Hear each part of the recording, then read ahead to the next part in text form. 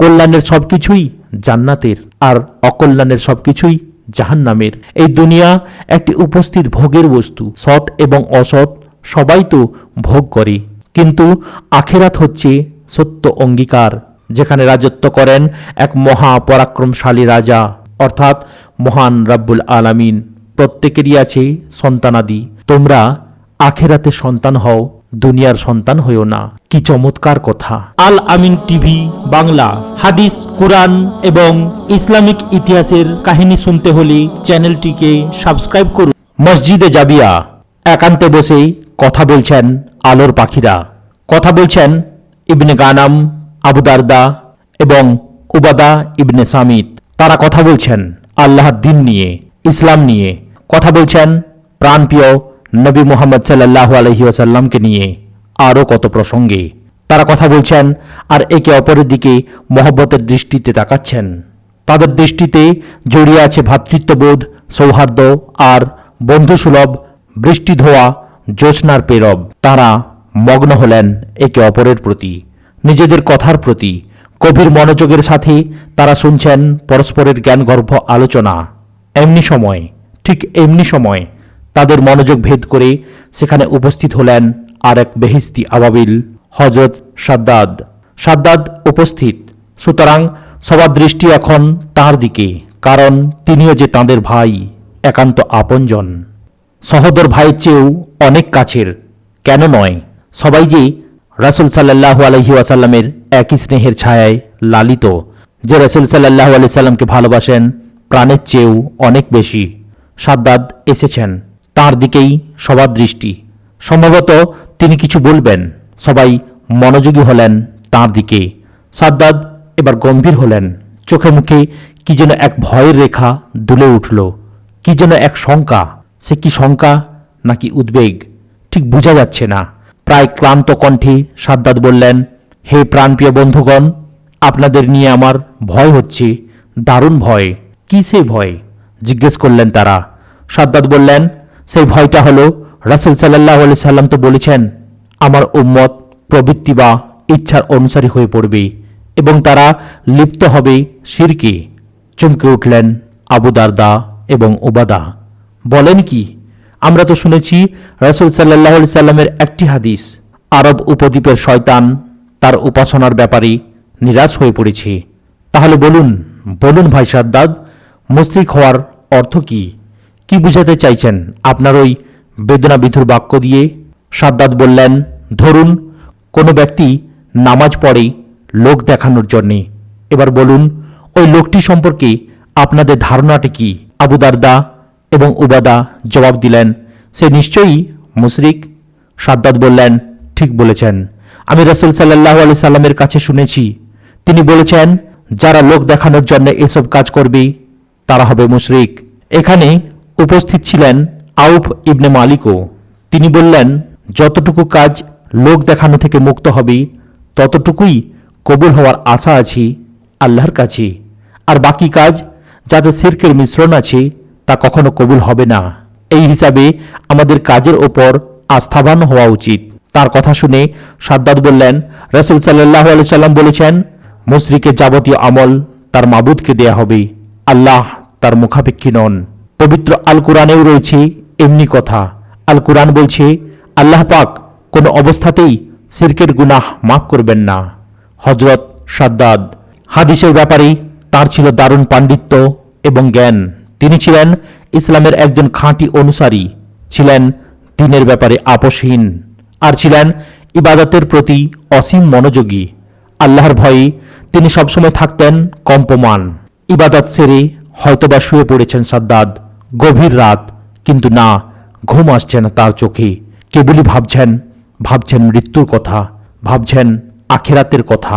ব্যাস, কোথায় আর ঘুম কিংবা শোয়া। তিনি উঠে পড়লেন এবং দাঁড়িয়ে গেলেন আবারও নামাজে, মশগুল হয়ে পড়লেন আল্লাহর ইবাদতে। আর এভাবেই কেটে গেল সারাটি রাত। একদিন নয়, দুদিন নয়, এভাবেই কেটে যেত সাদ্দাদের রাতগুলো ইবাদতের মাধ্যমে নির্ঘুম অবস্থায় আল্লাহর দরবারে কান্নাকাটি করে। ইন্তেকাল করেছেন দয়ার নবীজি সাল্লাল্লাহু আলাইহি ওয়াসাল্লাম। এসেছে খোলাফায়ে রাশেদার যুগ। এ সময়ে বেশ কিছুটা পরিবর্তন এসে গেছে মুসলমানদের মধ্যে। তাদের এই পরিবর্তনে দারুণভাবে ব্যথিত হলেন সাদ্দাদ। ভয়ে এবং শঙ্কায় কেঁপে উঠল তাঁর কোমল বুক। তিনি কাঁদছেন আর অঝোর ধারায় ঝরে পড়ছে বেদনার বৃষ্টি। সাদ্দাদ চলেছেন সামনের দিকে। পথে দেখা পেলেন উবাদা ইবনে নাসিকে। নাসির হাতটি ধরে সাদ্দাদ তার বাড়িতে নিয়ে এলেন। তারপর আবার কাঁদতে শুরু করলেন। ফুঁপিয়ে কাঁদছেন সাদ্দাদ। তার কান্না দেখে উবাদা ইবনে নাসিও কাঁদছেন। আপনি কাঁদছেন কেন? সাদ্দাদ জিজ্ঞেস করলেন। নাসি বললেন, আপনার কান্না দেখে আমারও কান্না পাচ্ছি, কিন্তু আপনিই বা কাঁদছেন কেন? সাদ্দাদ কম্পিত কণ্ঠে বললেন, কাঁদছি কারণ রাসূল সাল্লাল্লাহু আলাইহি সাল্লামের একটি হাদিস আমার মনে পড়ছে। হাদিসটি কি? জিজ্ঞেস করলেন তিনি। সাদ্দাদ বললেন, হাদিসটি হলো রাসূল সাল্লাল্লাহু আলাইহি সাল্লাম বলেছেন, আমার সবচেয়ে বেশি ভয় হয় আমার উম্মতের প্রবৃত্তির গোপন কামনা বাসনার পূজারী হওয়া এবং শিরকে লিপ্ত হওয়ার ব্যাপারে। রাসূল সাল্লাল্লাহু আলাইহি ওয়াসাল্লামের কথা শুনে জিজ্ঞেস করলাম, আপনার উম্মত কি মুশরিক হয়ে যাবে? রাসূল সাল্লাল্লাহু আলাইহি সাল্লাম বললেন, হ্যাঁ, তবে তারা চন্দ্র সূর্যকে পূজা করবে না মূর্তি, পাথর বা অন্য কোনো বস্তুরও। তারা পূজা করবে রিয়া এবং প্রবৃত্তির। সকল রোজা রাখবে, কিন্তু যখন তার প্রবৃত্তি চাইবে আর সাথে সাথে নিঃসংকোচে, তখন তা ভেঙে ফেলবে। কি নিদারুণ পরিতাপের বিষয় বলুন। সেই জন্যই আমি কাঁদছি, বললেন সাদ্দাদ। এমনি তাকওয়ার অধিকারী ছিলেন সাদ্দাদ। আল্লাহর প্রতি ছিল তার এমনি ভয়, ঈমান আর মুসলমানদের প্রতি ছিল তার এমনি অপরিসীম ভালোবাসা। রাসূল সাল্লাল্লাহু আলাইহি ওয়াসাল্লাম বসে আছেন, তার চারপাশ ঘিরে আছে আলোর পরশ। এমন সময় সেখানে উপস্থিত হলেন সাদ্দাদ। এ কেমন চেহারা সাদ্দাদের! সারা চেহারায় বিষণ্ণতার কালো ছাপ, চোখে মুখে মেঘের আস্তরণ, চোখ দুটো ভারাক্রান্ত, বিমর্ষতায় ছেয়ে আছে সাদ্দাদ। অবাক হলেন দয়ার নবীজি সাল্লাল্লাহু আলাইহি ওয়াসাল্লাম। জিজ্ঞেস করলেন, কি হয়েছে তোমার? শরীর খারাপ নাকি অন্য কিছু? সাদ্দাদের কণ্ঠটি ধরে এলো। বললেন, ইয়া রাসূলুল্লাহ, মনে হচ্ছে আমার জন্য পৃথিবীটা সংকীর্ণ হয়ে যাচ্ছে। হাসলেন রাসূল সাল্লাল্লাহু আলাইহি ওয়াসাল্লাম। বললেন, না, তোমার জন্যে পৃথিবী সংকীর্ণ হবে না কখনো। নিশ্চিন্তে থাকতে পারো তুমি। জেনে রেখো, একদিন বিজিত হবে শাম এবং বাইতুল মাকদাস, আর সেদিন তুমি এবং তোমার সন্তানরা হবে সেখানকার ইমাম। রাসূল সাল্লাল্লাহু আলাইহি ওয়াসাল্লামের ভবিষ্যৎবাণী সত্যি তো হতেই হবে। সত্যি শাম এবং বাইতুল মাকদাস একদিন বিজিত হলো, আর সাদ্দাদই হলেন সেখানকার নেতা। তিনি সেখানে সপরিবারে বসতি স্থাপন করলেন। কেমন ছিল তার তাকওয়া আর পরহেজগারি! সে এক অনুকরণীয় ইতিহাসই বটে। একবার একদল মুজাহিদ যাচ্ছেন জিহাদের ময়দানে। তাদেরকে বিদায় জানাচ্ছেন সাদ্দাদ। যাবার সময় হলে মুজাহিদরা খাবার জন্যে আহ্বান জানালেন তাকে। সবিনয়ে সাদ্দাদ বললেন, রাসূল সাল্লাল্লাহু আলাইহি সাল্লামের হাতে বায়াতের পর থেকে খাবারটি কোথা থেকে এলো তা না জেনে খাবার অভ্যাস থাকলে অবশ্যই আজ তোমাদের সাথে খেতাম। কিছু মনে নিও না ভাই, তোমরা খাও। এমন ছিল সাদ্দাদের আল্লাহ ভীতি, এমনি ছিল তাঁর দিনদারি। তিনি বলতেন, কল্যাণের সবকিছুই জান্নাতের আর অকল্যাণের সবকিছুই জাহান্নামের। এই দুনিয়া একটি উপস্থিত ভোগের বস্তু। সৎ এবং অসৎ সবাই তো ভোগ করে, কিন্তু আখিরাত হচ্ছে সত্য অঙ্গীকার, যেখানে রাজত্ব করেন এক মহা পরাক্রমশালী রাজা, অর্থাৎ মহান রাব্বুল আলামিন। প্রত্যেকেরই আছে সন্তানাদি। তোমরা আখিরাতে সন্তান হও, দুনিয়ার সন্তান হইও না। কি চমৎকার কথা! সাদ্দাদের মতো সোনার মানুষ, খাঁটি মানুষই কেবল বলতে পারেন এমন সোনার চেয়ে দামি কথা। সাদ্দাদ ছিলেন যেমন খোদাভীরু, তেমনি ছিলেন সাহসী। তার সাহসের অনেক উপমা আছে আগুন ঝরা ইতিহাস। হযরত মুয়াবিয়া রাদিয়াল্লাহু তাআলা আনহু তখন শাসনকর্তা। কি তার দাপট আর ক্ষমতা! একদিন তিনি জিজ্ঞেস করলেন সাদ্দাদকে, আচ্ছা বলুন তো, আমি ভালো নাকি হযরত আলী?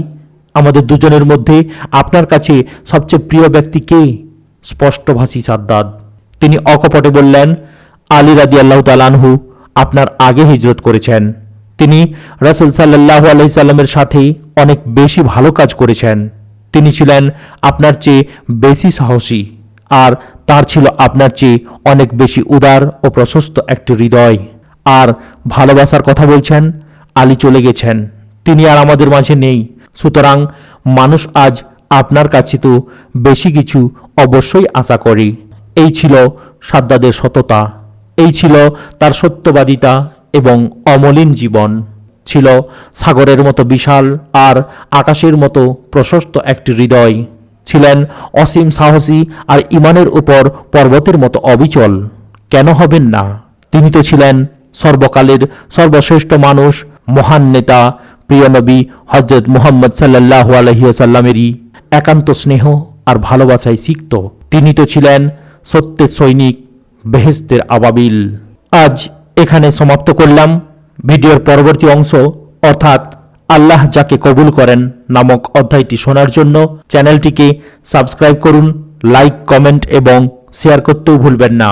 আসসালামু আলাইকুম ওয়া রাহমাতুল্লাহি ওয়া বারাকাতুহু।